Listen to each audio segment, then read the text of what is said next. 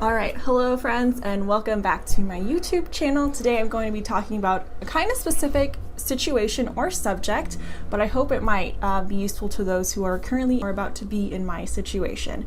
So this video is going to be about the process for becoming a personal trainer in Australia as a foreigner coming from the US. So let's get on to the video. All right, as a little bit of background, hi, my name is Brittany. I graduated a little over a year ago with a degree in sport and exercise science. I also have 2 certificates from the American Council on Exercise in personal training and group fitness. So I'm fully certified and educated in America, and I am here in Australia on what's called a work and holiday visa. I do have work rights here for 1 to 2 years, and basically the limits of my visa state that I can't work for a single employer for more than 6 months. I've heard that I can get an Australian business number, and I also heard that I can't. I believe I can, but either way I'm not going to, and I'll explain a little bit more why here in this video. I had hoped that getting my personal training certs transferred into Australia and the Australian equivalent would be super easy, especially considering I have a degree.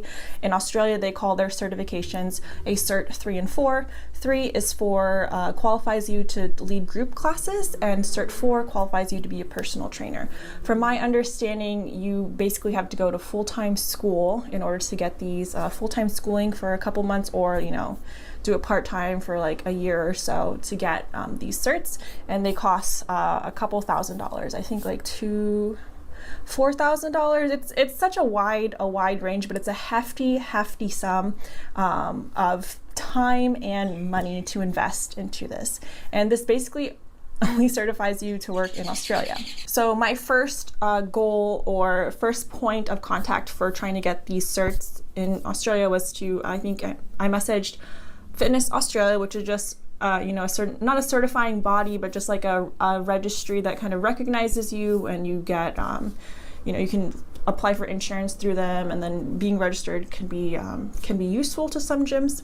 I was messaging them back and forth about how do I get my certs, my US certs transferred and recognized in Australia, and they basically said, we can't do it for you. You have to contact registered training or trading organizations in Australia and ask them to basically map out your certs to the Australian equivalent. So what these RTOs would do is they'll look at my American certs, and then they'll line it up with the Australian certs and say, okay, this ticks off this box here, and this ticks off this box, and basically all the boxes have to be ticked by looking at my American certs. And not just like the cert, but I mean, I think they have to look at your the coursework that you took in college, like a client book, business plan.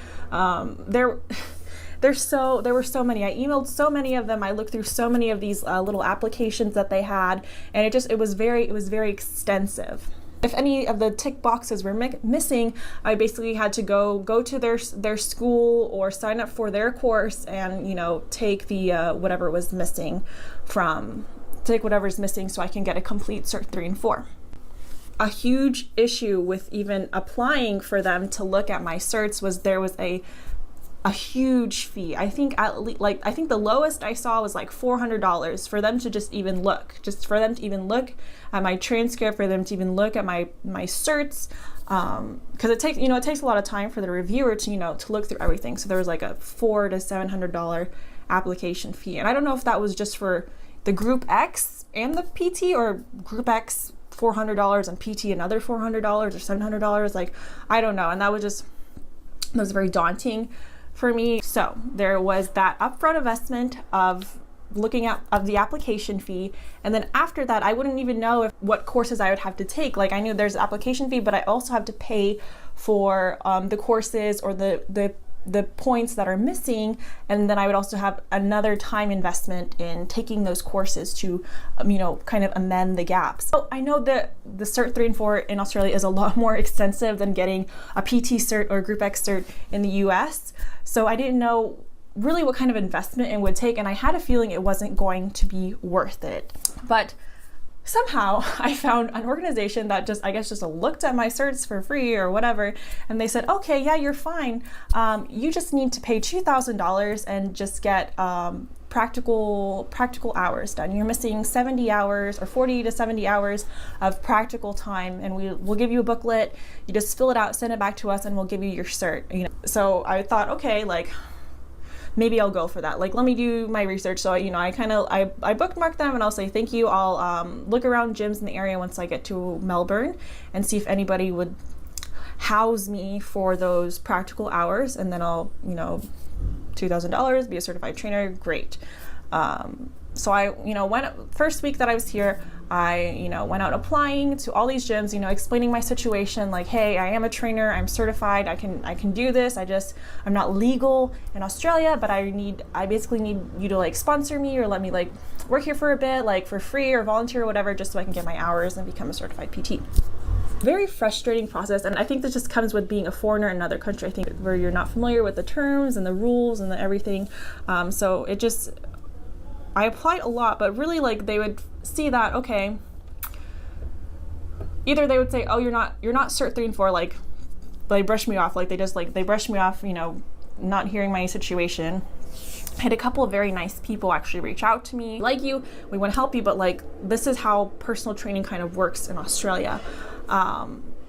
Most trainers here, they basically they sign up as a business, they register themselves as a business, they get an ABN, and they basically rent out space in a gym. Not a lot of gyms will like do hourly or like just pay a trainer an hourly rate, and give them the clients and stuff. So someone called me to someone like let me know like that's the situation, and they're like, I don't know if you want to get an ABN.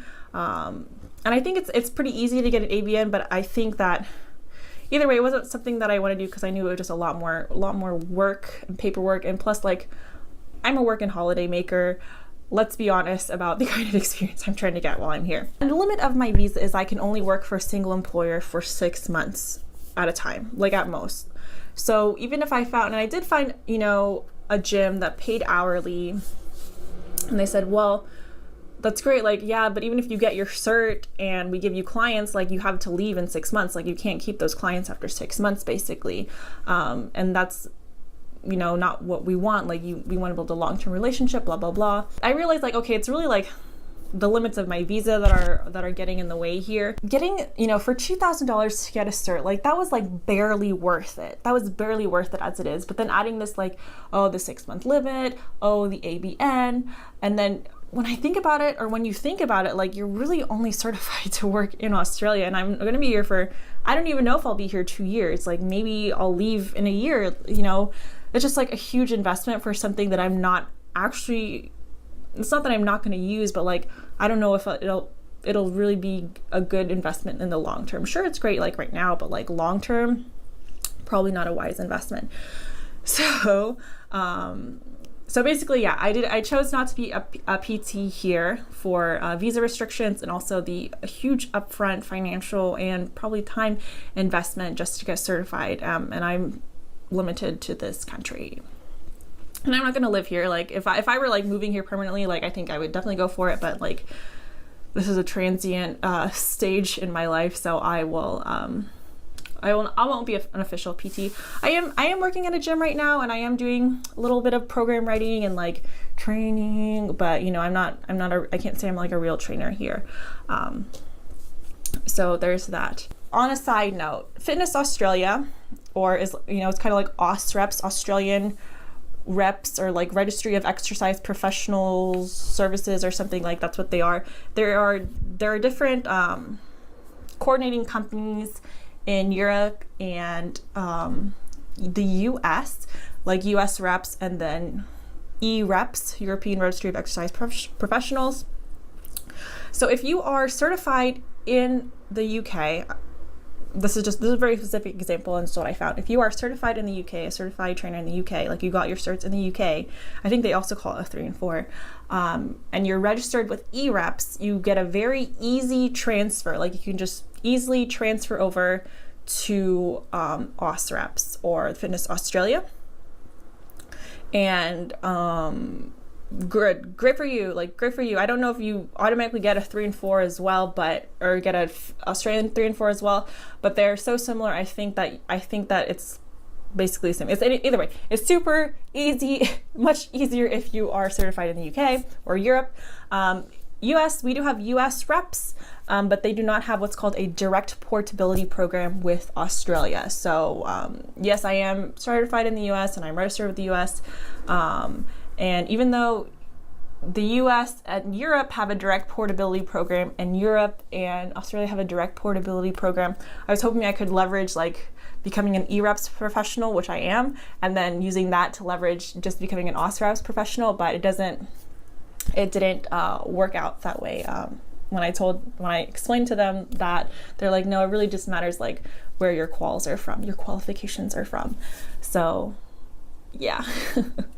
So if you were looking at that route, I don't know if that's going to work for you as an American, but if you're European, like you probably have a little bit more luck that way, and that's probably way easier than paying $2,000 and going through another course. So that's all I want to say about this process or personal story. I hope I don't sound like, oh, I'm whining, I'm not a personal trainer in Australia. Like, yeah, I could be upset about that, but let's be honest about the time and money investment, and it's honestly like it's not worth it for me to be a certified PT here.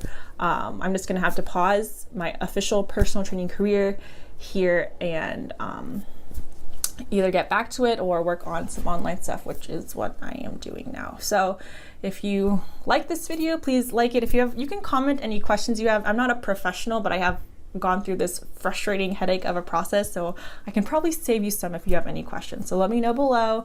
And yeah, that's all I really have to say. Thank you so much for watching. I hope this was at least a little bit useful, and I wish you the best on your journey. Bye-bye.